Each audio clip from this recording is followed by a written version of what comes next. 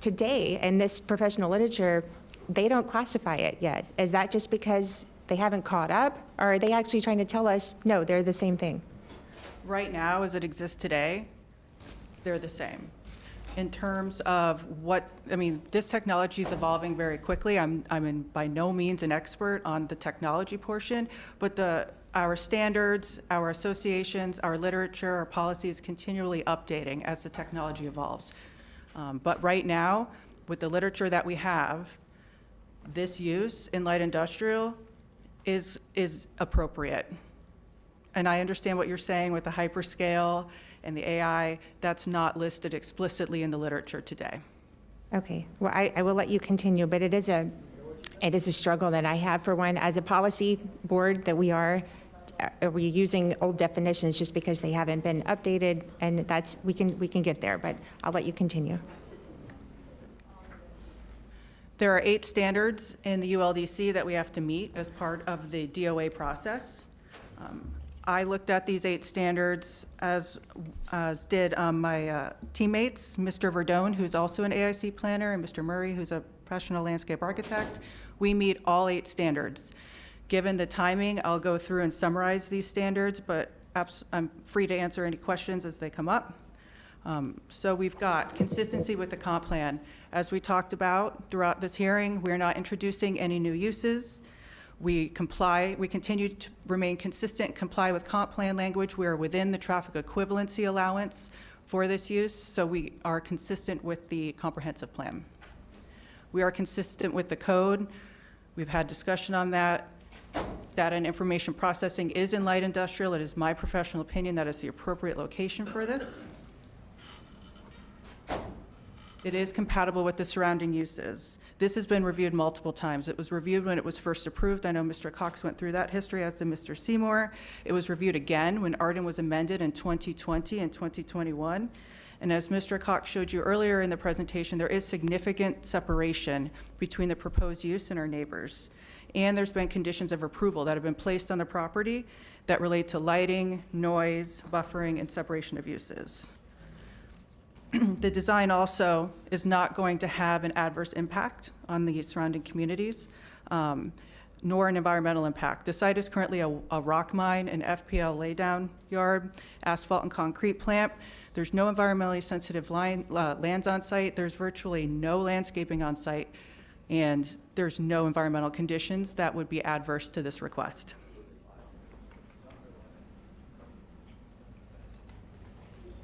In terms of development patterns, this is a logical, orderly, and timely development pattern. This was determined years ago. This has been before you several times.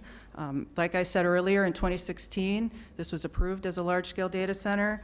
It maintains compatibility with the corridor. The site is essentially at the western edge of development in the county. The location means there's going to be minimal impact on even future development, future residential development out there. It does not require the removal of any agricultural land. It fronts Southern Boulevard, and it's adjacent to a power plant. The only development actually west of the property is the power plant, and that's important because it provides power to the site consistent with the FPL rules. And it's important to note this is the largest natural gas plant in North America, the one directly west of the site. And we're going to be replacing heavy industrial uses that exist on the site with light industrial. There's adequate public facilities. This was reviewed by the experts and your staff. Mr. Ritchie spoke on water use earlier. And all public facilities have determined there's adequate needs to support this use. And then lastly, change conditions and circumstances. Since this came before you, 2016, we've added square footage, about just under 65 acres. And this land area was added to the master plan. Like we spoke about earlier, what this allowed us to do is have a greater flexibility in design. It allows us to enhance compatibility on the site.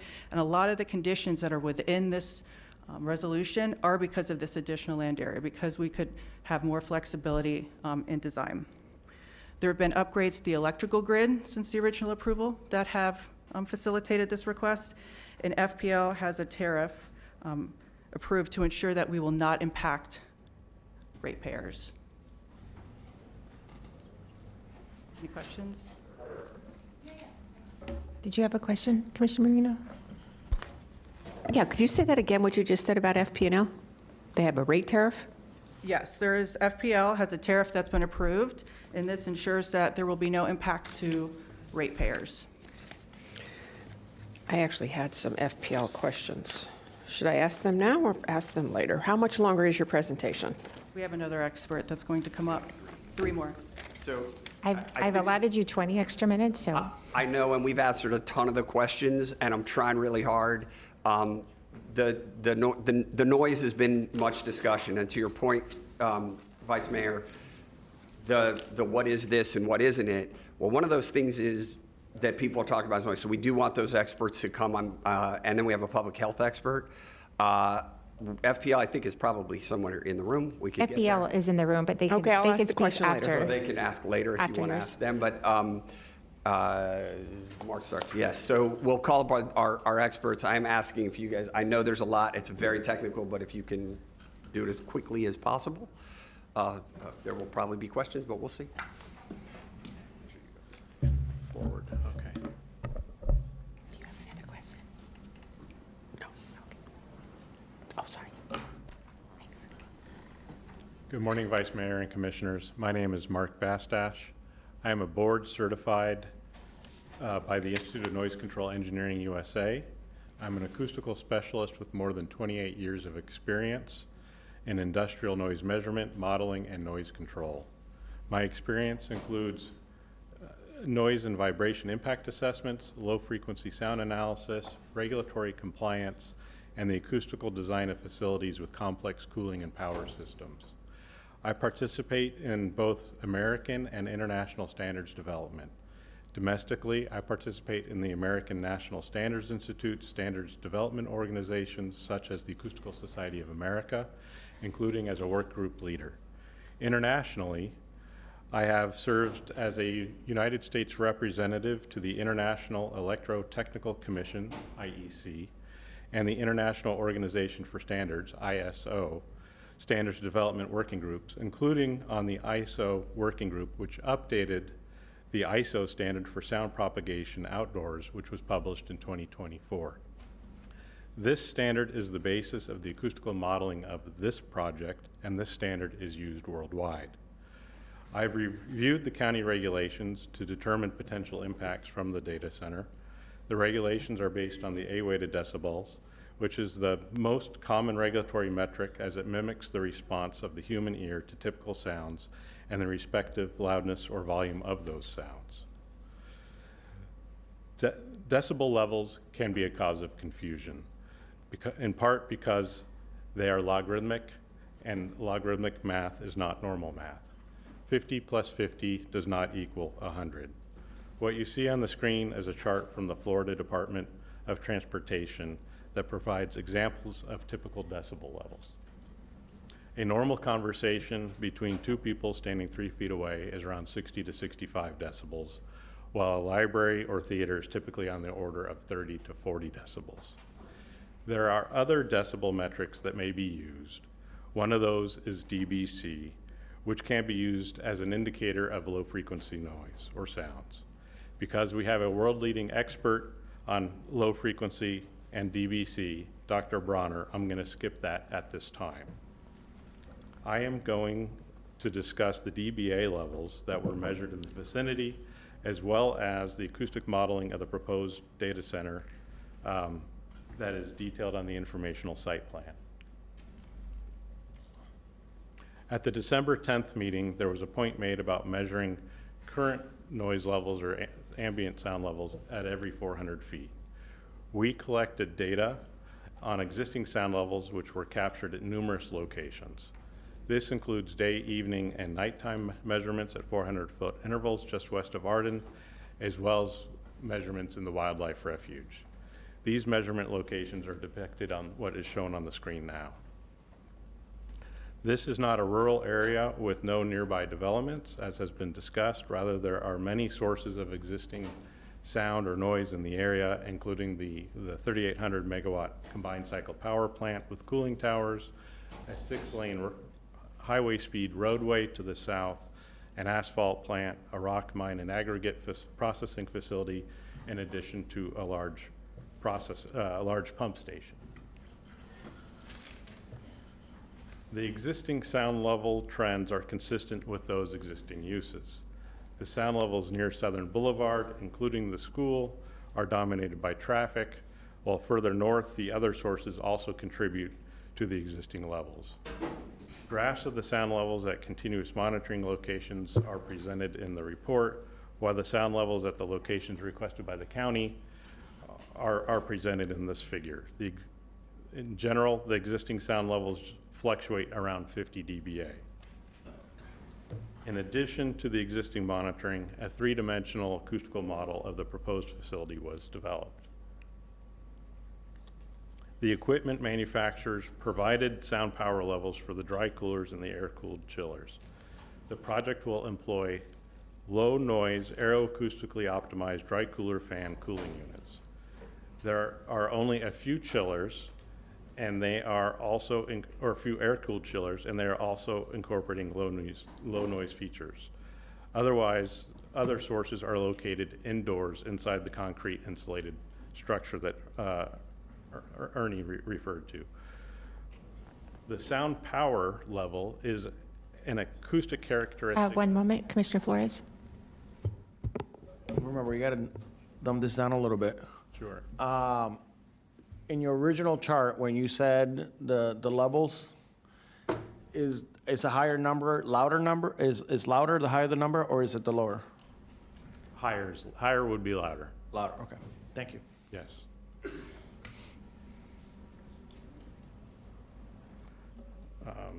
So the sound power level is an acoustic characteristic of the source, which determines how sound will propagate or travel. The octoband sound power levels and quantities were identified, as you can see here, which is in our report that was submitted in April. Using this data, I then prepared what would be described as a predictive model, the method to calculate the potential noise that could be generated from the data center use. The International Organization of Standards ISO 9613-2 standard for sound propagation outdoors uses these equipment sound power levels to calculate the resulting sound pressure level from each source at each prediction point. This is the standard on which I sat on the International Committee to update. This is a standard modeling method and protocol that an acoustical professional could have used along with the sound power levels and information in the report to reproduce or evaluate the results. The ISO 9613-2 methodology that was used is based on what's called a downwind propagation. This means it assumes the wind is blowing from each sound generating source to each receiver. What this means is the model assumes the wind is blowing from the data center towards Arden or the school. But for the majority of the year, that does not occur. As a result, the model is viewed as conservative. Distance is the primary attenuating mechanism, which is why the primary sound sources are located on the western side of the site.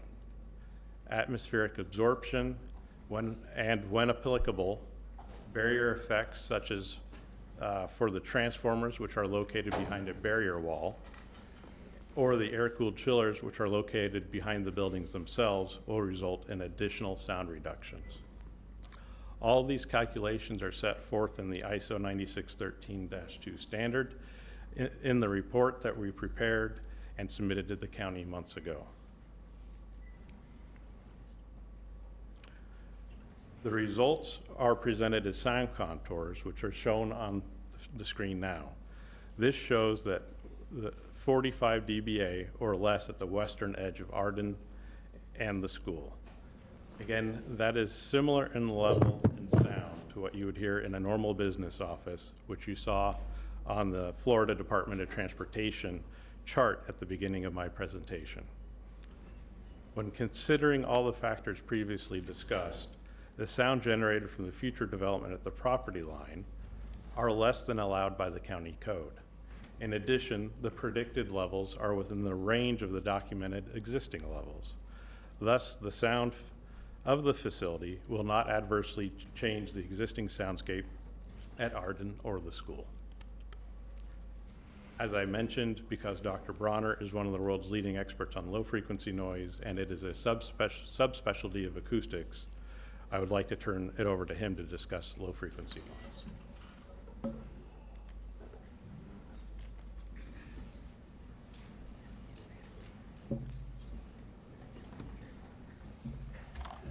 Morning, Madam Vice Chair, Commissioners. My name is Dr. Norm Broner. I'm an acoustic consultant. I'm a professional engineer registered in Australia. I'm a fellow with the Institution of Engineers in Australia. I'm a fellow of the Australian Acoustical Society. I worked on the issues of low frequency noise all over the world. I'm an expert with over 50 years experience in this area. Acoustics, noise and vibration, particularly with low frequency noise. I'm also a member of a number of Australian standards committees. I've been studying the effects of low frequency noise ever since 1973, and I did my PhD specifically on the issue of annoyance due to low frequency noise. My research has helped internationally to shape internationally recognised low frequency noise assessment criteria. The C-weighted criteria that Mark mentioned, I've used to develop a criterion which was published in 2010 and which has been adopted by many authorities throughout the world. I've applied this particular criterion to the case at hand, and I've also used a secondary analysis of the C-weighted level, which is one form of measurement, and the A-weighted level, which Mark referred to come up and confirm my conclusions. Low frequency noise is generally audible, but it can be misunderstood in terms of its potential. We're actually all subject to low frequency noise continuously. Right now in this room, we're subject to low frequency noise from the air conditioning system. It's very common. You actually have low frequency noise being generated by your refrigerator at home. It's important to remember that when discussing low frequency noise, it exists around us all the time.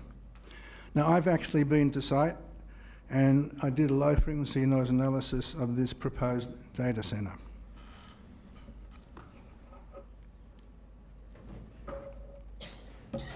As has been indicated, low frequency noise can be described by the C-weighted measurement, and the number that you receive when you do the measurement on the sound level meter, it's a number, let's say 50 decibels dBc, as opposed to a number which is dBA. We can go into that if you want to discuss that. Mark earlier referred to the A-weighted numbers that were measured on site. Now, I've studied the noise levels that were measured on site in terms of the A and the C, and also as a result I'm made an assessment about what would be, and also compared that with the predicted noise levels, both in terms of A and C, and then made an assessment in terms of the future use. Mr. Bastash is a renowned acoustics consultant and did an excellent study in terms of the prediction. Now, this particular data centre is a little different from many others, in particularly some of them have been as close as 150 feet from residential areas. This one, as you know, is sited approximately half a mile away. And as it has been mentioned, a lot of the equipment is placed either inside the building or to the west of the building, and that not only affects the A-weighted level in terms of reducing the A-weighted level to the east, it also affects the C-weighted level. So both the A and the C are reduced by being either internally in the building or to the west. So the ambient noise level information that was measured by Mr. Bastash was very important in my arriving at the conclusion. As I said before, the prediction method that Mr. Bastash used is internationally recognised, and I think, as he said, any acoustic consultant could take the information that was available in that report that he produced and would come up with a similar prediction. Now, One moment, Commissioner Powell? Thank you for your presentation. It's a very detailed presentation with regard to sound. I'm learning a lot about sound. But I've got a question. For clarity, you spoke about low frequency and you spoke about refrigerators in your home. And I would equate that probably to your air conditioning units as well. Can you compare, for me, because the level of detail that you're providing is really interesting. However, for me, the normal person who wants to just understand low frequency vibration or low frequency sound, can you compare what would potentially be put off by the data center or the data and information processing use and your refrigerator at home or your air conditioning unit or any number of low frequency sounds that are in your daily life? Can you give me that comparison? okay, so I guess probably in terms of level, is that really what you're trying to get at? Yes, and specifically, if I lived in one of the neighborhoods, or if I was at the school near Arden, Right. what can you compare that to the normal sound of hearing the air conditioning units run at the school, or will I hear it? Will it impact me? Will I not hear it? Will it be inconsequential? Will it not exist? Because people have been concerned about the vibrations and the sounds. It will exist, but whether you actually perceive it or not, generally at the sorts of levels that we're talking about, it won't be particularly perceptible.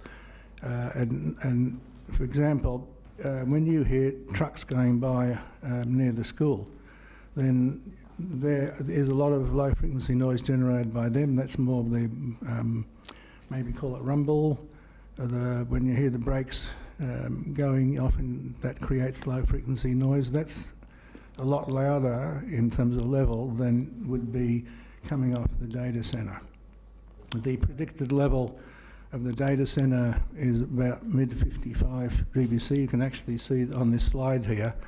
This is for the location of the school, and the predicted level in terms of A was 44, but the predicted dBc was 56. Now, right now, at the school, if you look at the measurement locations, M4, M3, a number of measurements, what you see there is the actual level, currently the ambient sound level at that location. And you see it varies from 63 up to 76. So if you were out in the school playground, you'd be exposed to that sort of level. And what we're talking about from the centre is less than that. In terms of,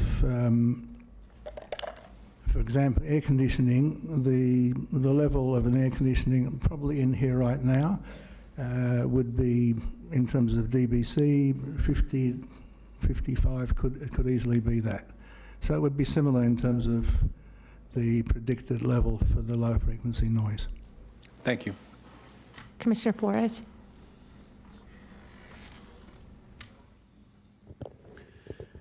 So, noise is a point of contention in this particular project.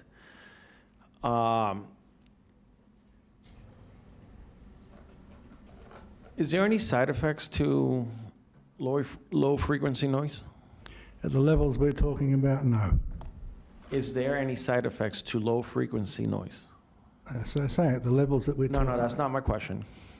My question is an open-ended question, not specific to this levels that you're Well- talking about. My question is specific in broader terms. Is there any side effects to low frequency noise? If you have a very high level of low frequency noise, significantly more than we're talking about, then there could be a side effect. Okay. There could be, right? And what would be some of those side effects? What would they be? You might feel well, all right, let's talk about a disco. Because at a disco, you get a very high level of bass. I know, but I only go to disco for like 1, 2, 3 hours. I get tired. This is 24/7, No, but right? I'm trying to make the point, sorry. Yeah. So it's a high level of low frequency sound, and you get a feeling of sensation in your chest. Okay?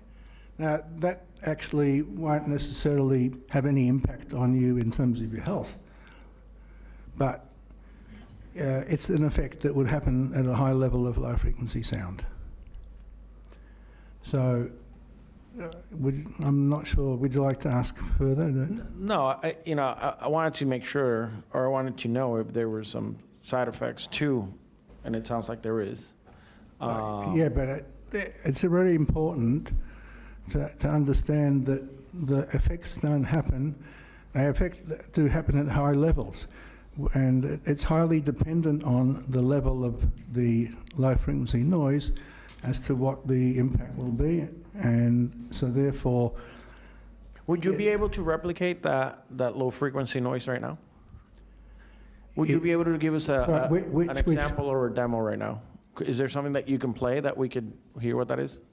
no, but what I'm talking about right now right here in this room, I'm telling you that the level of low frequency noise that we're experiencing in terms of the C-weighted level is 55 maybe. And then, but at a disco. What we're experiencing right now is Right about now. 55. Yeah. And what is, And in a disco, it would probably be 100, 110. so right now we're experiencing 55. Yeah. What would it be if I was the closest home to the project? So we're saying that the closest home it's in the report, I don't remember, but it's probably 55. So you're Maybe saying more, maybe less. Basically, what we're experiencing right now is what that neighbor is going to experience. Yes. And are we saying when everybody's quiet, or when we're speaking? When is that 55 level? It's all the time. All the time, just, Yeah. okay. I want to talk to the previous expert. I forgot your name, I apologize. Mark? You had the map. Don't go too far, though. I have a question for you, but go ahead. Could we go back a few slides to the map where we had the 40 dBA? Right there, perfect. So as I'm looking at that's far. Is there any, oh, perfect. Public affairs team is on point. We have, I'm seeing here, we have, as we get to the neighbors, we have about a 45 to a 40 dBA. Is that what you're saying, right? Correct. Is there any way that you can replicate that here? I want to hear what that sounds like. No, sir. I'm asking the experts. Can you do it? I can't do it here now. It is challenging to kind of replicate in an environment. Could you bring that back after lunch at 1? No, it takes. Or whenever, I'm sorry, I put an hour out there. I don't even know when we're going to lunch, but I'm just saying after lunch. Could you get me something that resembles what these people are going to experience? We can look at what the existing sound level is here in the room, and then maybe. But it's different because here we're speaking, it goes quiet, it goes back up. Right. So this is a steady sound, or whatever it's going to be, that they're going to experience. I'm asking you, can you replicate that here right now for us within the next few hours? Not readily. What we could do is assess the current environment, perhaps at lunch or when everybody's quiet, and try to give that as a point of comparison in terms of very similar to the other comparisons that you saw based off of the Florida Department of Transportation kind of chart in terms of typical sound levels. Okay. So it doesn't sound like you can replicate it. Okay, thank you. Okay, Commissioner Saxel, you're next, but I did have one quick question. Just to verify, you said that this room was at 55. Is that Right now? Or 55 because we're talking to each other? No, 59 is what I would call the background when we're not talking. It's just due to the aircon system. So it's the silence of this room is 55. Yeah, DBC, yeah. Okay, Commissioner Sachs? Thank you. I find your testimony really interesting. You said that back in the 70s, you were experimenting with low-frequency noise. There's a difference between a Bad Bunny sound from a good disco here or frequency. You know, you go into a music and you hear it and, you know, it feels kind of energizing. But when we're talking about low frequency, we're talking about a hum. We're not talking about music. We're talking about a hum that resonates. That has been, I don't know, I've never heard it. I'll say right now, I've never been to one, but it has been reported that there is a hum that comes from the data centers going through their cooling process. Now, is that a hum frequency? Is that what you're describing, sir? So I would say, for example, that a lot of equipment hums. Yes, sir. It's just the general sound that comes off the equipment. Yes. When I was doing my research back in 1976, 76, so I knew. I started in 73, but Okay. I actually subjected people to different low-frequency sound in 1976 when I was doing my PhD in London. And I had subjects come in and I had played to them different levels of a specific low-frequency type of sound, and we adjusted them up and down and looked at loudness, looked at annoyance, and so I came up, that's sort of where I started to develop my criteria from. So what we're talking about is when you're at a distance away from actually any industry, it doesn't matter what it is, and you're listening to the overall sound that's emanating from that industry, it can be considered often as a hum. And so what we're talking about here as well, if you want to call it hum, is let's put it this way, in the absence of the ambient sound, in other words, if you took away everything that existed outside and there was nothing, just emptiness, and then you would have the data center making its noise, then there would be this hum that you're referring to. But then when the real world happens and you've got all the background noise, the ambient noise that's in the area, the traffic noise when you're close to the school, that fills out the space. Yes, but I understand that what you're saying is that you can hear the hum on one side. However, if there's trucks and, let's say, you know, cars going by, sort of drowns it out. But let's take a specific example. Yeah. Let's take the school, all right? The school's playground is up against the canal, as you know. You've been there. Yep. And so there's not a turnpike, which I have, and I hear the noise, right? That's what we're talking about. We're talking about the school, the playground, the canal, and then on the other side is this project. And what they have noted in scientific journals is it's a hum. It's not a noise. It's a low frequency hum. And I'm using this because you're the expert. And this is what the experts say. Is that low frequency noise, does that in scientific journals have an adverse effect? Has it been shown to have an adverse effect on the health of human beings? So I understand the question. It's a good question because this is something that very often can be misunderstood. When you have the so-called hum, again, as I mentioned earlier, it's actually all highly related to level. If you have a level which is a lower level, then you can have hum and it will have absolutely no impact at all. If you're very close to a facility which had a very high level and you were exposed to it for a very long time, then, yeah, okay, it might have an impact. What type So- of adverse effects would it have Well, on human so- beings? So if you're exposed to very high levels, so 100 decibels, for example, and exposed to it for a long time, then you might start to feel uncomfortable.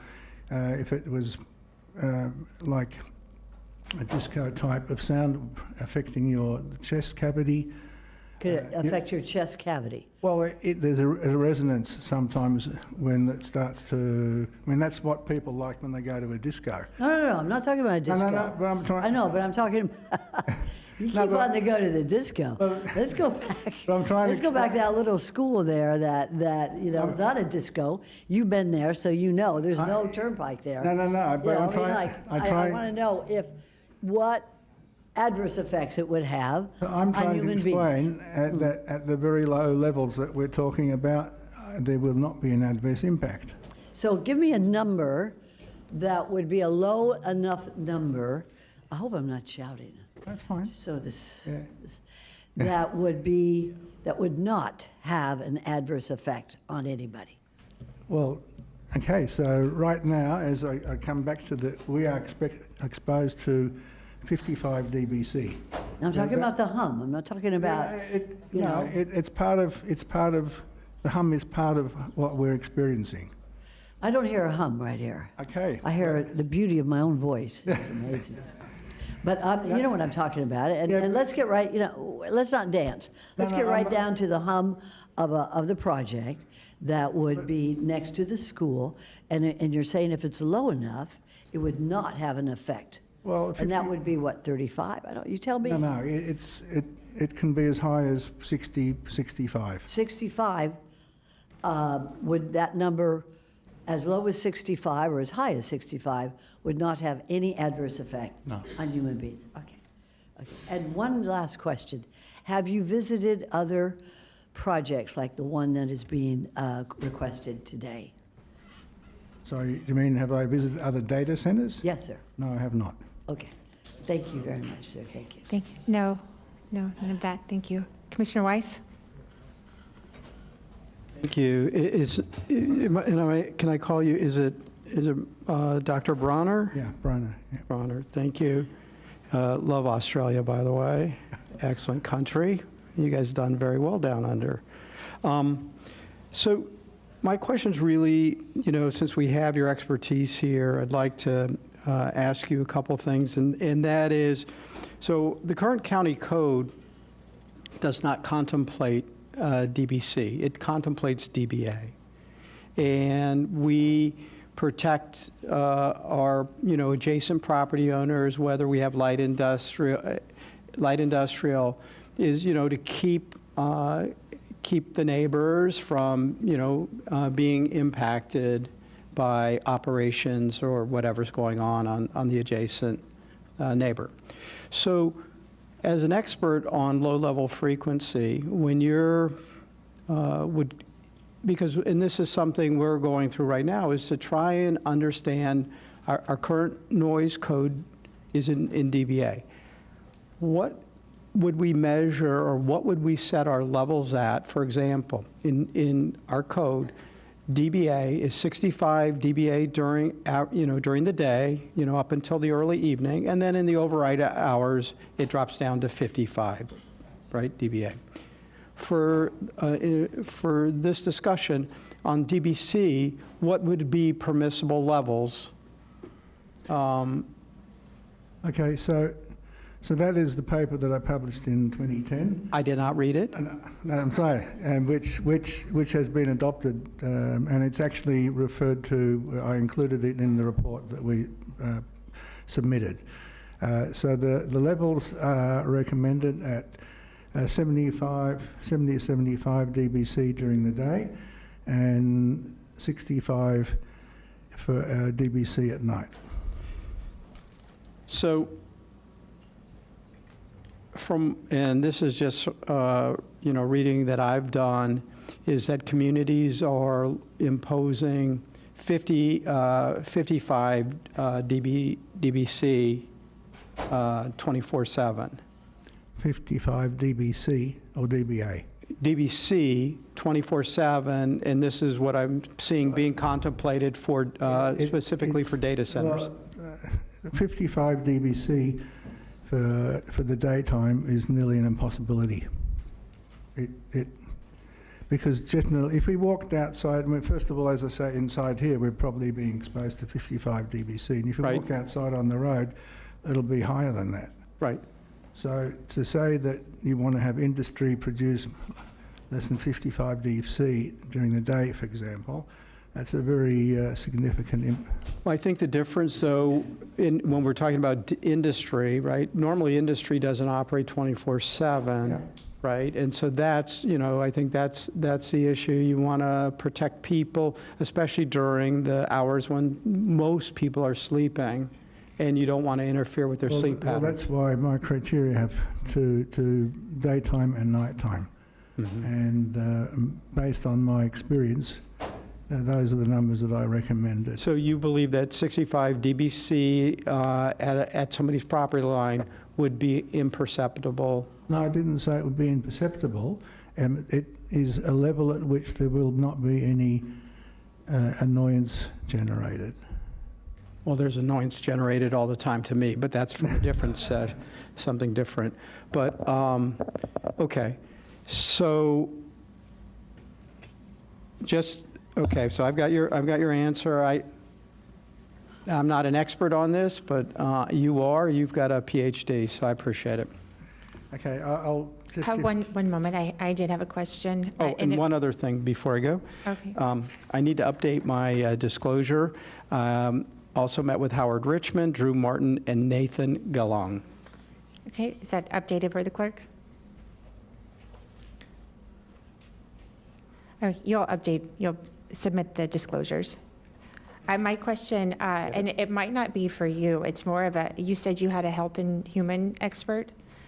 Because my question is there a difference between, there's sound, you even mentioned the disco, versus silence. Is there a difference for human health when it's steady, it's the constant, even if it's lower, is there a difference for humans if they're never getting the actual break for silence? So Dr. Olson can talk about that. I'm going to have an answer, by the way, for Commissioner Flores on his question earlier as well, I think. Okay. Thank you, Madam Vice Chair, Commissioners, again, Dr. Chris Olson. Sound is, the level of it was just steady state across the board. Sound is sound, regardless of what it's coming from and the like. Where things do get more complicated is intermittent sounds versus steady state sounds. So as individuals, if you're exposed to it, if you think there are many industries, right, that operate 24 hours a day, 7 days a week. There's, you think about your air conditioner, for example, right? Your air conditioner is going to come on and off. And you're not going to want to, you're not going to want to have your air conditioner right beside your deck and have it come on while you're on the deck, annoy you for a little bit, and then go off, and then it's fine and coming on and off. That is a different type of noise that we don't adapt to. When we're looking at the levels from the data center, when you look at what Dr. Bronner has up here, this is predicting that would be the sound 24 hours a day, 7 days a week throughout the course of the 20, 30-year history or life of the project. This also, what we should point out, and I think Mr. Bastash said, is this assumes worst-case wind conditions where the wind's always going to be blowing from the data center area towards Arden and the school. This is clearly not the case. As you folks know better than I do, being here in West Palm, the wind comes predominantly from the ocean east to west, right? So these would be the worst case levels. If you look at that level that the Dr. Bronner has up there on the DBC, right? So what that is measuring, what that overall low frequency noise would be at the school. The predicted's 56. The average ambient at the school during the daytime is 68. The kids right now are out there playing, they're having this is outside the school, outside playing, they're having a good time, they're not being impacted by those levels. It's dominated by, if you think about the highway, right? So the highway, when you ask about, intermittent noise versus steady state noise, there's always that kind of low rumble from the highway when you're standing out there, or Southern Boulevard as you're standing out there. But then every once in a while, one of the truck's brakes kicks in, or they're gearing up or revving up, and that's kind of that intermittent. You can pick that out quite clearly from just a low rumble, right? But even at those levels, the kids are not being adversely impacted. in addition to that, and how do we know that, and back to some of the questions about, how high is too high? We're talking about DBC. The true health effect of DBC, or low frequency noise measured on the DBC scale, is somewhere in the neighborhood of about 120 to about 140 DBC. Okay, and what happens then is it starts perforating eardrums. Things are not going, things are not going well for you from a health perspective there. It's well above a level that we're ever going to be exposed to in our daily lives. For the kids at the school, this is outside of that DBC.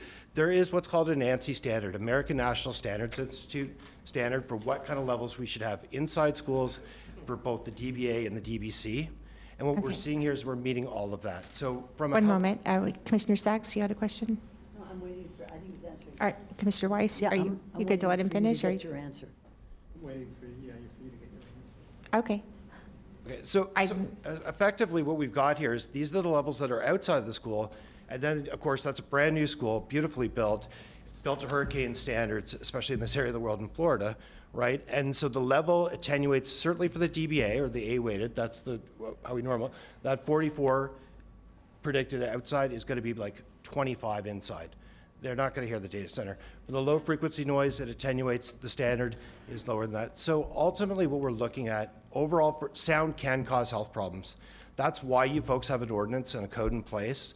That's why on the DBA side, and I firmly agree with Dr. Bronner, when you look at what that level should be for DBC, it's typically 15 to 20 times greater than what we have for DBA. That's just how it works. And Dr. Bronner's going to get into a little bit of the subtraction stuff here in a bit. Dr. Bronner's standard's been used around the world. It's what ensures protection of both like annoyance. So we don't take annoyance out. What we mean is we don't want the community hearing, and Madam Commissioner, the hum that they don't want to hear that we have data centers built across this country that are quite frankly probably too close to people's homes, 150 feet to their backyard. That hum, that perception of hum, it is like having your air conditioner outside your house 24 hours a day, 7 days a week. That would be unacceptable. When you look at this data center with the separation and the setback, when you look at your county ordinance with the 50 decibels nighttime, we're really, Dr. McCuddy will speak to this after from the physician side. We're trying to protect health and sleep. That's why your 50 decibel ordinance at nighttime for the DBA is appropriate. Commissioner, you were asking about other counties. Actually, sir, I don't, maybe I wasn't clear with my question, but it was more the difference for humans when it's a very fluctuating pattern where you get complete silence and like maybe your ears kind of heal. I don't know. I'm not an expert, but if there's never the point where that's not there, is there harm in that? Because if, sometimes you go somewhere where it's completely silent, or even my own home, like I live close to I-95, depending, sometimes I can hear that traffic, and it's kind of a roar throughout the day just because of wind conditions. And then other days it's very, very silent. So is it better for humans to go from having real silence to ambient noise versus just this constant? Do they sort of go deaf to it, or what happens? So partially there's adaptation to it, Commissioner. The short answer is that no, there does not need to be complete silence and then having intermittent. What happens is if you live near I-95, right, there are going to be times where there's going to be a very loud truck going by in the middle of the night on I-95, and perhaps that wakes you. That's the stuff we're trying to avoid, and that's what we're doing with the standards here. And it's making sure that there isn't an intermittent spike that is outside of the typical soundscape. We're going to be within this typical soundscape. Levels from the data center into RNOP about the typical soundscape that are already there. So we're not going to be changing the sound environment. So, Okay. barring other questions, I know we answered a lot, and we went way past I even contemplated. The bottom line of all of that, and I think I just asked Dr. Bronner the simple question, is there such a thing as absolute silence? And he said no. And that's kind of the point I think that Dr. Olson was making, that there's always something, and while it sounds like it's high, because you're talking about the numbers of 55, it's equivalent to like what you were already experiencing. To Commissioner Flores, I also asked Mr. Bastich a question of the replicating. Replicating sound is almost impossible, but he has actually been back there measuring the sound, as we've gone through, and he can give you ranges if you wanted, or we can try to do some of that. Theoretically, if we could get this entire room silent, even me, that we might be able to get sort of what the ambient is in complete silence here to measure, which is why I just did that, because he's measuring. And we can answer it that way, but that the replication is where I think that confusion came in. If you'd like us, we can try that, but I think and I do have, by the way, another public health expert who teaches at MIT and Harvard, and he's brilliant. But if you have more public health questions, his report is in the record. It finds that there's no adverse public health impact. It finds that there is no adverse impact to student learning. He's worked on that. His expertise is in there. If you really want to get into that, you can. But otherwise, I'd rather just sort of, we've gone through a lot of this. I understand the confusion, and I think to some degree, Vice Mayor, it goes back to your fundamental question. Technology 2016, what was inside the buildings? Technology today, what's inside the buildings? What technology will be there tomorrow, next year, or 5 years from now after the buildings are built? Those questions are not perfectly answerable, right? We know that. But we do know what generates the noise associated with data centers, and that's why we brought these world-renowned experts in. That's why we didn't just stop at the noise experts, but brought in, like Dr. Olson and Dr. McCunny, it's like Bunny, Dr. McCunny, the world-renowned health expert, because we care about that. And we know it's confusing, obviously. We know that it's complicated. But what you can measure is not what chip is inside a building, but what might occur as a result. And again, we're not asking you to just believe what they said today. We're telling you by condition of approval that we are going to measure before this operation would start, before the construction, and we are going to measure after what actually occurs to prove up the C-weighted and A-weighted measures. And it's, again, the science is very complicated, I get, but that's what they do. It requires somebody who has that expertise. Your staff will have that to review. They can hire someone with the expertise as well. Like that, it's a big deal because that's all you can do. I could stand here all day long and tell you as a lawyer, we have a permitted use, it's data information processing. It would have been a very short presentation. We didn't do that. We're not asking to do that. What we're saying is we're putting our money where our mouth is. We've done the work because we know not every question can be perfectly answered, right? And so we're putting those conditions on the table, and we're agreeing to those conditions on this phase 2 site for just that reason. And so I know it's late. I do appreciate all the time and the questions. I assume there will be more as time comes, and we're not going anywhere. Okay, so we do have 2 lights still on. Are they for the applicant? That concludes your presentation, am I right? Yes, ma'am. Okay, we do have Commissioner Sachs and Weiss. Yeah, I want to go back to the sound. I want to understand, is there a collective impact? So if you have your ambient noise and you then start producing another level of noise or sound, it's not noise, it's sound, do they join, and how does? So I asked that question. Great question then. So, because and you might, what seems like hours ago, Mr. Bashich talked about logarithmic versus numerical. I understand. Right? The answer is no.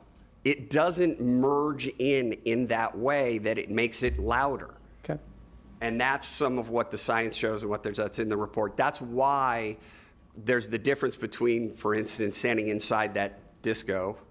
I don't go to any disco ever. And being outside and having all the ambient noise, or being in this building with the air conditioners running or whatever it might be. That's what all that sort of relates to. Okay. Commissioner Sachs?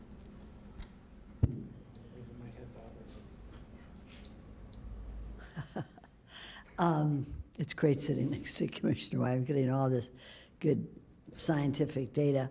Thank you, Seymour. You're doing a great job. You've got some good experts. But I don't think that what people and what the scientific research is discussing is noise or disco noise. It talks about a vibration hum that is particular and individualized to the cooling systems in a data center. So when you come back, and hopefully you will after lunch, and you give to Commissioner Flores a sound, can we not get the sound from another data center that has that low frequency sound that causes adverse health effects, or so it is noted? And there is data, or there are data that subscribes to it. So I'm not talking about, I'm sorry you've never been to a disco, but. I didn't say I've never been. I don't go anymore. I'm too old for Well, that. no comment. Okay.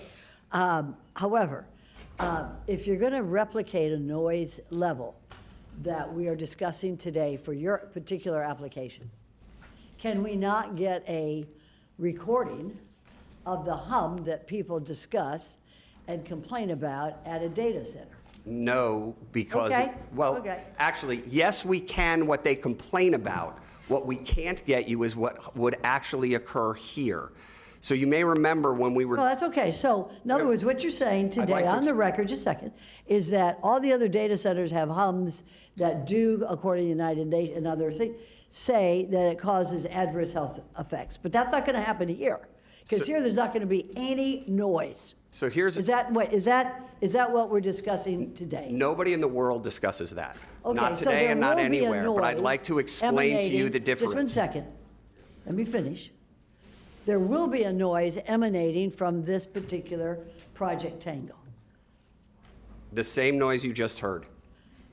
I disagree, sir. Well, I'm not the Because expert. well, you're not an expert either, and I'm not an expert, but there's going to be, I don't understand. There's going to be people talking coming out of this So data center? If I can explain, I need more than a sentence, Commissioner. I know it's complicated, but the point No, I'm it's making. not complicated. You just said there will not be any noise emanating from this particular project. Fact, Go ahead and I explain. did not say that in any way, shape, or form, nor has anyone else. What you asked was whether there is a data center we can use as an example, not of what's here, because what you may be reading, and I don't know what you've independently read, but these experts have read it all.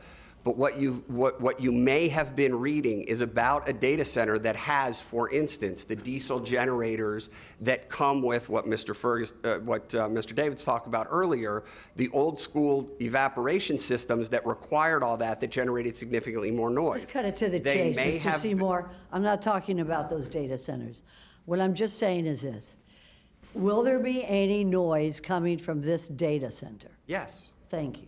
It And will what is not- that? I'm sorry? It will not have any, that's every expert who's reviewed has said it will not have any noticeable or adverse effect. But of course, there will always be noise coming from everything that we do. There's So no there- such thing, as Dr. Bronner explained, So, as I know, perfect but silence. he's never been to a data center. But let's just say this. There will never be a noise that is indicative of a data center throughout this world at the Project Tango. I'm not sure I understand the question. Okay, so let me ask it again. Is there going to be a noise emanating from Project Tango when you're done? Yes, and it's been Thank you. explained what that would be. Okay, and can you replicate that noise so that we know what we're going to be hearing once this project is built? So as Mr. Bastich said, noise can't be replicated in that way. It can be measured, and an example can be given, and examples were given. We have, commissioners asked you for an example. Will you be able to provide that to the Board of County Commissioners? Again, the examples were provided. A replication was not. But for instance, as Dr. Bronner testified, the background AC, the background noise in here is roughly 55. That's an example. That's why when I stop talking, that's my point. I'm sorry. This- We're not, if I'll tell we you why all- we're not understanding each other. Because all the experts say that there's a certain hum that comes from the processing of a data. I mean, that's just the way it is. It's like standing under high power voltage FP&L lines. There's a certain hum Are you upset, Mr. Seymour? I don't know what experts, Commissioner. I've got Okay, now- experts, well, I'll get it at Nat the end. International. That's okay. But your I'd be experts happy say- to have the experts, but again, the hum is at which level? So a general question of hum, and again, this is the frustration. By the way, I've had it because I've had a lot of time with them, so I understand where we're getting. The question of hum is a generalized sort of discussion point, commentary word. What we look at is true sound levels and the DBA and DBC and how the math works and what that would mean. And if you were to pull the studies you looked at and say, here's what that DBC level was at certain places in certain circumstances, I suspect that whether it's Dr. Braun or Mr. Bassers, Dr. Olson could walk through the differentials of what we would have here. All we have to go on today is the specifics of this, because the design, the separation, the requirements that are being put on this were built into what is being shown to you today, and it isn't another data center. So going to another data center, it may not have all of those design elements. It may not be the same. It's, again, almost a half a mile away. If that's now 150 feet away, as some are, that's a very different noise because the noise propagation diminishes by distance, as you saw in the graphic. So that's why it's hard to answer the question of a specific example without knowing all those details. Commissioner Flores?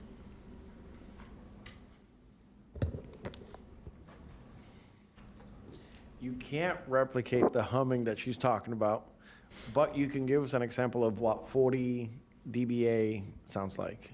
If we are all quiet, could you do that?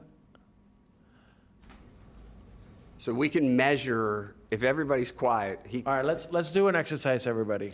Don't breathe for 60 seconds. well, no, I mean, Don't people move. breathe every day. You could have a wind blowing outside, Commissioner. That's not, but yes, if everybody's just quiet, how long do you need?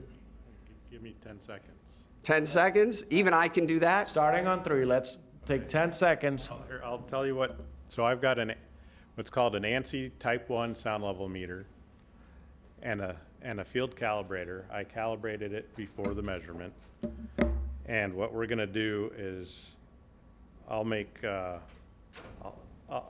just gonna start in 3 seconds and I'm gonna do a 10-second measurement and then I'll read you the results.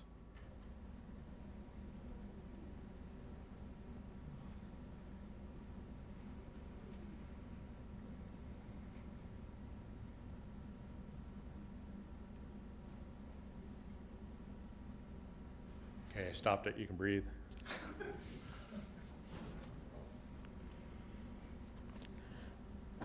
So during that 10-second period, standing here where this is measuring, it is 43.9 dBA, 59.8 dBc. Do you mind showing that to the camera? Where do I go? Face it this way. All right, can I just hand face it it to this you way. or? How do we know where's the camera? They're looking right at you, so, no, the other way. Look at this Looking screen. at us. Well, that's back Brian, look up here. You'll see where you are. Can you confirm that number for me? Can somebody confirm that number for me? So what I'm gonna do is I'm gonna hand this to Mr. Rudder. The top row is what you want to read. You can do whatever you want.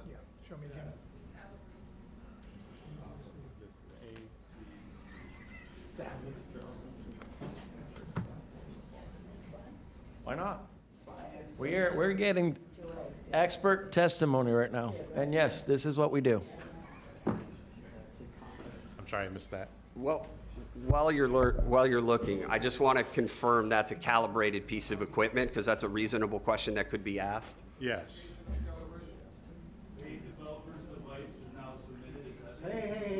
No, Be quiet. there will be public comment.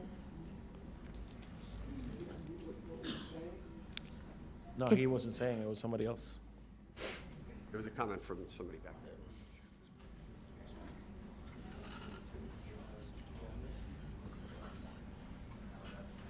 there. Okay, I am confirming that it says 43.9. By the way, I don't think I've ever heard this room that quiet before, so. I would like to get Brian Seymour up to the podium again. So Could you mentioned that you're Sorry, willing to do Commissioner Flores, if you don't mind, could you just verify what this piece of equipment is? We just, Sure, that's a ANSI Type 1 sound level meter. It's a Larson Davis 831. Thank you. So I'm going to ask one more question. Is that a standard in the industry that is used, and have you calibrated it? Yes to both. Okay. All right, Commissioner Flores? Well, let me ask that Sir, question. if, I'm willing to answer that question. Brian, can you let me? Yes, sir. Sir, if you continue to speak, I'm going to ask for you to be removed. Thank you. Who's speaking? I can't see. My last question is, you mentioned a condition of approval on sound. Yes, sir. Where do I find that language? The add delete. Is our staff, is it exhibit C1 or C2? I want to read what the language to this condition of approval is.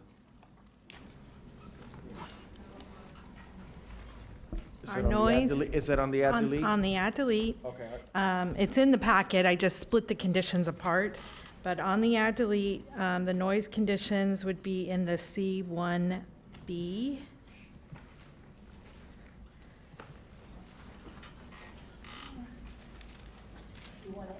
C1B. C.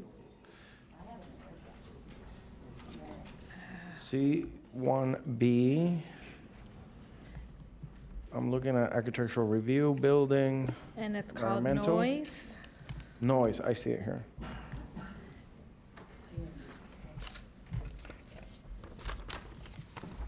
Noise. Okay, I'm not gonna waste my time on this right now, but I do want to read it. Maybe I'll come back to it. Thank you so much. Okay. Yes, sir. Okay, if that concludes your presentation, we are at 10 after 12. We have staff presentation. Would the board like to go ahead and take a lunch break now? I do believe we will need to take perhaps a second break after.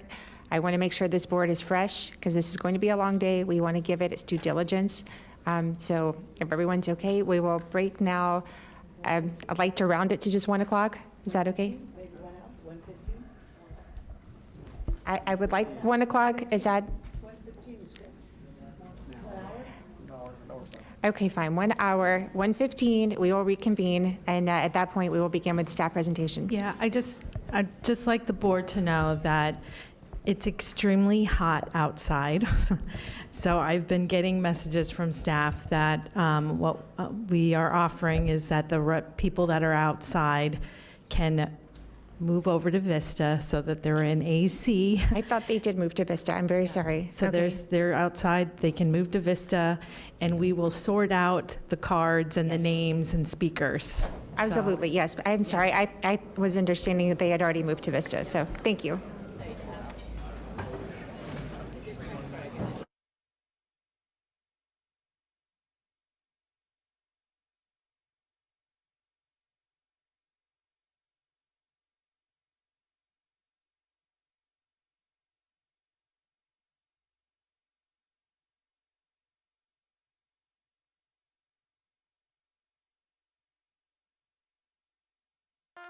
you.